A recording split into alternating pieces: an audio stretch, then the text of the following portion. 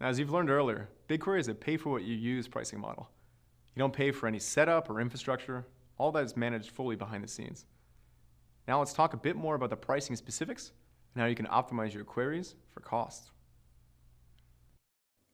Okay, to understand pricing for BigQuery, we have to understand what a unit of work for BigQuery is.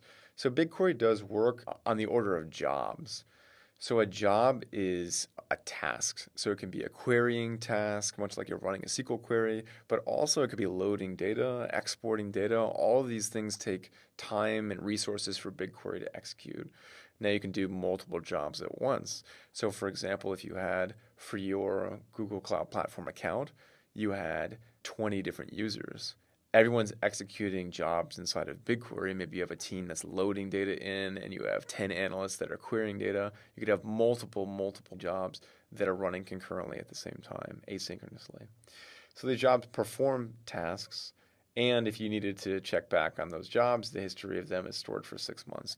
So you can potentially repeat an import job or take a look at some of the other things that you've done.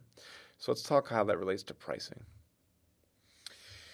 So for jobs, you have querying data, loading data, extracting data, as an example, to Google Cloud Storage, or copying tables. For example, if you wanted to say, hey, let's mirror our production data in our development environment, we're just going to copy that table on over. So for pricing purposes, great news for you guys, is that 3 out of the 4 jobs are free.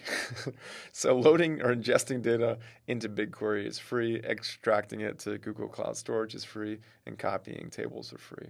So the 2 main components of cost for BigQuery, again, consumption-based, is your charge for the amount of data that you process, or the bytes, like the amount of gigabytes or megabytes or terabytes that you process, and for the storage cost of storing your data permanently on disk.